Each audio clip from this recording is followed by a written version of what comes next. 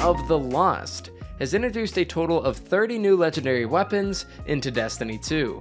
In today's video, we're going to be going over the top must-have picks out of those 30, discussing how to farm each individual weapon, what their god rolls are, etc, etc.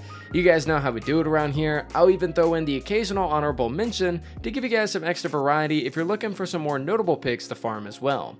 Season of the Lost is the last season before Witch Queen, so why waste your time prepping for Savathûn's throne world by farming bad weapons when you can farm good weapons instead? That's what I'm setting out to help you do in today's video. Now, before we jump into it, I'd like to thank the sponsor of today's video, you. See what I did there?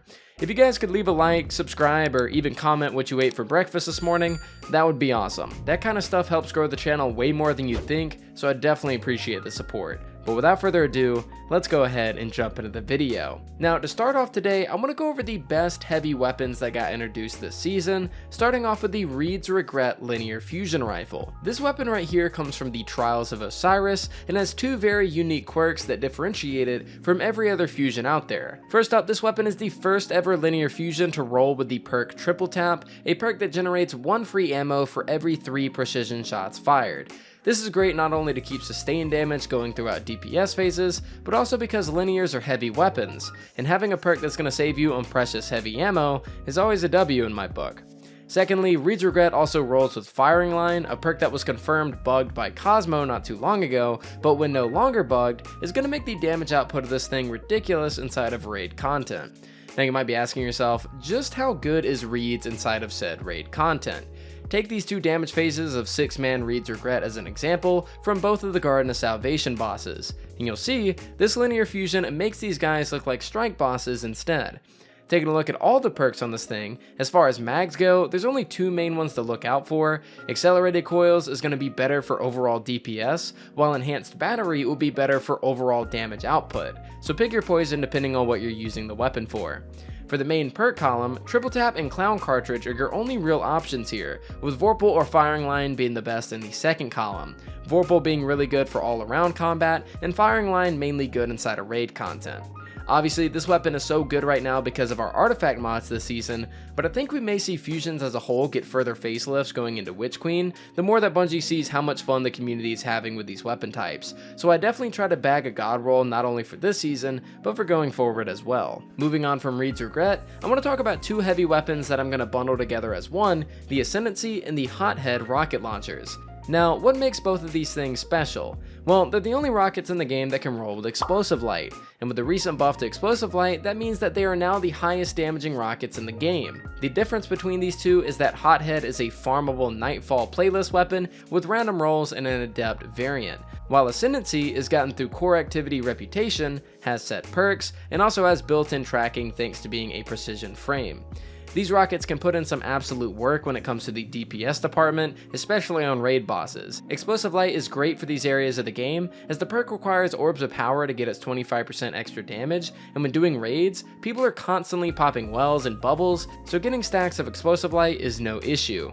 Taking a look at the perks, Ascendancy is pretty self-explanatory as it has set rolls, so taking a look at Hothead for its god rolls, you're going to want to go with either Field Prep or Ensemble in the first column, because this is going to help with reload and or reserves, as well as Explosive Light in the second, with Impact Casing to help edge out some extra damage, and a Reload Masterwork to maximize DPS. Up next from the heavy weapons of the video, I want to talk about hand cannons. This season we got quite the spicy selection, so I want to start off by talking about my personal favorite, the Annual Skate. We talked pretty heavily about this weapon in my last video, so I'll try to keep this short. Annual Skate is one of those guns that isn't all that special unless you have the specific god roll for it, and that roll in Annual Skate's case is Triple Tap and Timed Payload.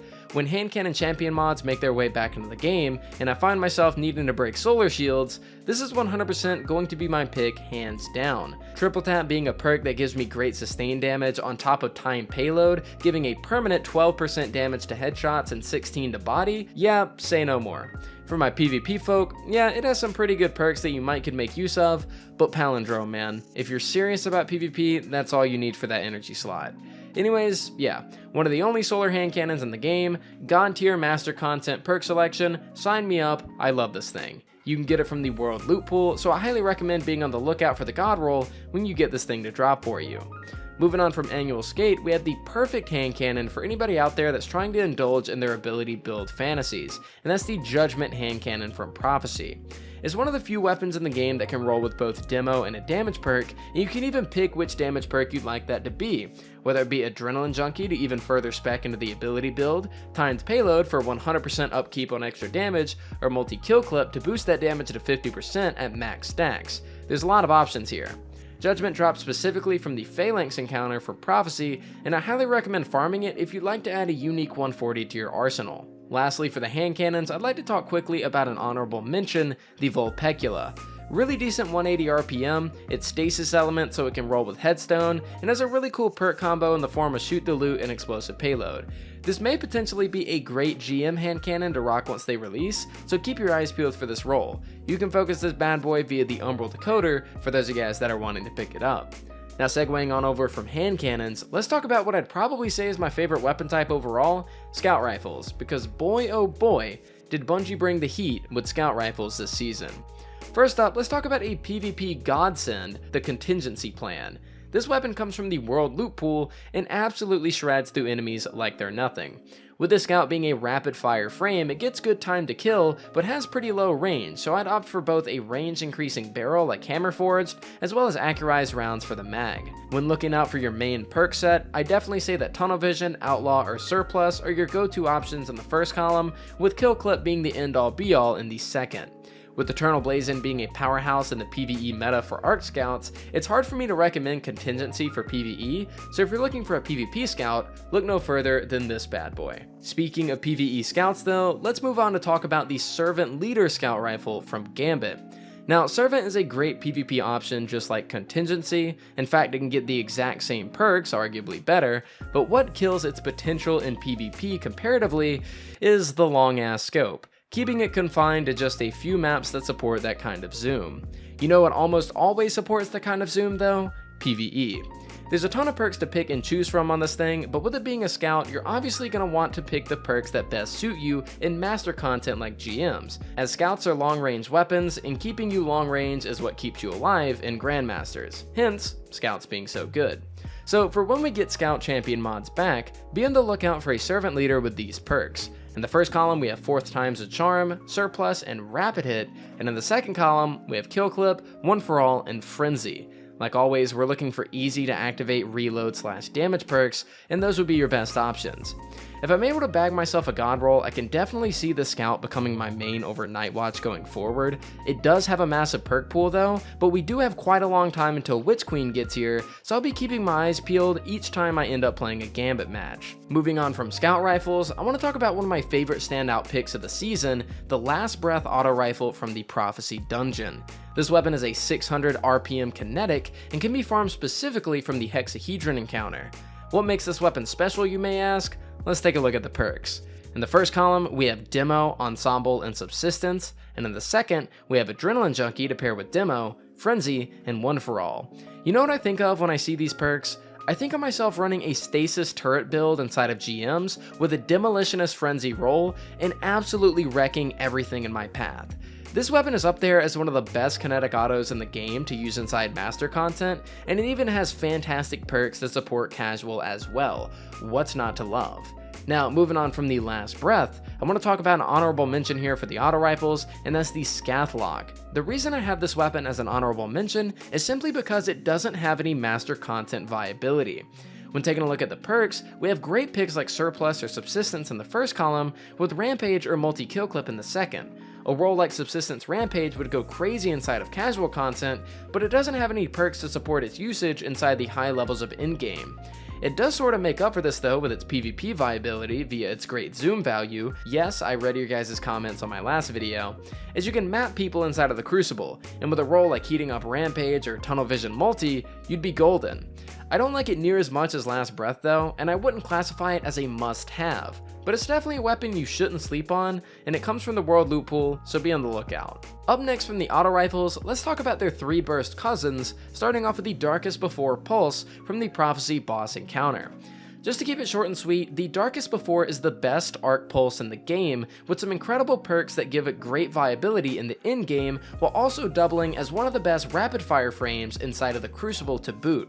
Taking a look at the perks for PvE, the role you're going to want on this thing is Overflow 1-for-all. Overflow to overfill your magazine for sustained damage, and 1-for-all is to provide one of the highest damage buffs you can get inside of PvE. Darkest Before's only competition in PvE for arc pulses comes in the form of Third Axiom and GN7, and neither of these weapons come close to even touching this weapon. Taking a look at the PvP perks, we have Surplus, Overflow, and Quick Draw, with Rampage being the best in slot for the second column. Definitely get your hands on this thing whether you're a PvP or PvE player, as you'll definitely not regret it. Now moving on to the honorable mention of the pulse rifles, let's quickly talk about the legal action. This weapon drops from the world loot pool and is an aggressive frame kinetic, which means it directly competes with Messenger. This weapon is primarily a PvP gun, and what makes it special in this regard is its great zoom stat, which gives it phenomenal range to help negate damage drop off. It rolls with great perks like heating up Rampage or feeding Frenzy Rampage, and while I personally would never use this thing over Messenger, some of you guys might find it fun inside of PvP. Considering there are much better pulses out there in PvE, I'm gonna have to keep this pulse as an honorable mention, but still a worthwhile pick nonetheless for you PvP players out there. Moving on from pulses, we have a weapon that's gonna keep me inside of Iron Banner all season until I get the God roll, the Peace Bond Stasis Burst Sidearm. As you guys know, I'm definitely not a sidearm person, but anytime there's a fully automatic or burst sidearm available, I'm all over trying to get the God roll, and the Peace Bond is a 3 burst that provides much more than what any other sidearm could hope to provide. With this being a sidearm, it provides really fast-paced combat inside of PvE, combine that with some elemental well mods, especially the new elemental shards mod since the gun is stasis, and you can see where I'm going with this. Taking a look at the perks, we have Subsistence, Killing Wind, and Rangefinder in the first column, with Surrounded, Swash, Demo, and Headstone in the second. It definitely has PvP viability as well when running a role like Rangefinder, Swash, or Harmony, but man does this thing truly shine as a run and gun weapon for PvE when utilized on a stasis subclass with the right mods. Unfortunately for me, all I have are trash rolls for this thing, but I'm looking to bag a Subsistence demo roll for my Warlock when using stasis turrets and Glacial Harvest. Combine that with Font of Might for the damage increase, and you got yourself an almost permanent damage buff on top of endless crowd control. It's absolutely busted. Moving on to a sidearm with a little less height, but one I feel is still worth mentioning, is the Punching Out Vanguard Strike sidearm. It's a fully automatic solar weapon that absolutely slaps in PvE and PvP. With a PvE role like Overflow or Subsistence combined with Swash or Kill Clip, you'd be good to go for slaying out and casual content. And for PvP, the perk combo Rangefinder Kill Clip can decimate your combatants in the Crucible, and I actually used this thing for my sidearm kill quest inside of Iron Banner for the first week. I love Punching Out, but it's not quite on Peace Bond's level. Get it regardless though, as it'll definitely serve you well if you're a lover of sidearms. Up next from the sidearms of the video, we have ourselves a shotgun that has definitely made waves inside the PvP community, the Sudden Death Aggressive Frame Kinetic from Boss Encounter Prophecy. Now, I know what you're thinking, what is going to make me want this thing over other shotguns like Astral, Fellwinners, Reese Walker, etc.? Well, it's the only obtainable aggressive shotgun in the game right now that can roll with Elemental Capacitor. Astral can also roll with this perk, but it's not available right now. So why is this relevant? Well, arc subclasses are pretty meta right now in PvP, and when running the perk combo, let's say Slide Shot Elemental, while on an arc subclass, it's like having an aggressive frame shotgun with quick draw on it. That's pretty much its main standout feature, and I'd argue that's a pretty massive one for those that dabble in PvP. Full Choke, Accurized, Slide Shot, and Elemental is the role that you want on this thing, and since it's not a slug, just ignore it for PvE. Now, alongside Sudden Death, we also have a really good shotgun in the form of the Fractithist, which is available from the Umbral Decoder.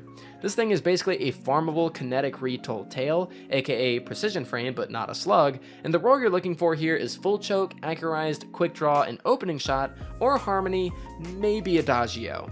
If you're someone who likes Retold Tail or Compass Rose, Fractithus will make you feel right at home, and it's the easiest precision non-slug to farm in the game right now, so definitely don't sleep on it. Moving on from these shotguns, let's talk about a pretty standout combat bow this season, the Wolf Tone Draw from the Umbral Decoder. This weapon is an arc bow, and its only legendary competition happens to be the arsenic bite. Unfortunately, arsenic is from the world loot pool, making it pretty annoying to bag a god roll of, but even then, its perk selection is pretty tame overall, so that's where wolf tone comes into play. It has a very nice perk selection, fits a desired element right now, and is easily farmable. Taking a look at the rolls, we have Impulse Amplifier and Archer's Tempo in the first column, with Demo, Adagio, and Frenzy in the second. Really nice bow to pick up for Nightfalls if you're lacking a God-rolled Arsenic, and even though I have a God-rolled Arsenic Bite, Wolf Tone is going to be my go-to from here on out as far as a legendary arc bow is concerned. Lastly for the video, we have a sniper that's been making waves as of late in the PvP community, the Shepherd's Watch Adaptive Kinetic Sniper. This weapon is a world loot pool gun, and too long didn't read, it's basically just kinetic Yuzume. It can roll with no distractions or snapshot in the first column, an opening shot or snapshot in the second. It does indeed roll with firing line as well, but with no sustained DPS option in the first column to pair it with, I'd keep this weapon inside of PvP only. But guys, that's pretty much going to do it for today's video. That was a lot of weapons. It definitely was a long one as we had to cover a ton of different guns and rolls, but I definitely appreciate those of you guys that stuck around to the end. As you guys know, YouTube eats up the watch time stat like it's nothing, so thank you so much for watching the entire video through and through, and most importantly, being the sponsor of this video by just supporting it and going the extra mile. For those of you that did stick around, let's jump into the comment of the day, and today's comment of the day comes from Insanity, who says, "Would love to see more of these. Hearing you describe why a roll doesn't work for a specific archetype of weapon or what perks are best in which situation helps me to learn how to make these connections on my own eventually. Thank you." Now, this comment was left on my previous Gunsmith video, and you're absolutely welcome, my friend. The whole reason I create the content that I do is to help out those that aren't quite sure what perks work on what, and to hopefully educate them in the long run so that they can make their own informed decisions on perks when they get the weapons that they want to drop for them. Literally, my whole channel is about helping as many people as possible, so I'm really happy that you found the content useful. Now, for those of you guys that would like to be featured as the next comment of the day, make sure your comment features the word density, so I can sort through my comments to find who watched up into this point. I chose that word because I see so many people's autocorrect in my comments changing the word destiny to density when they're writing something out, and I think it's hilarious. So just comment something down below with the word density along with whatever else you'd like, and you have a chance to be picked for comment of the day. But guys, that's going to do it for today's video. That is going to do it for the end of the rambling at the end of the video. Again, thank you guys so much for the support. I really do appreciate it. You guys are absolute legends, and it's crazy to see how much the channel has been growing as of late. Thank you guys so much for watching, and I'll see you all next time.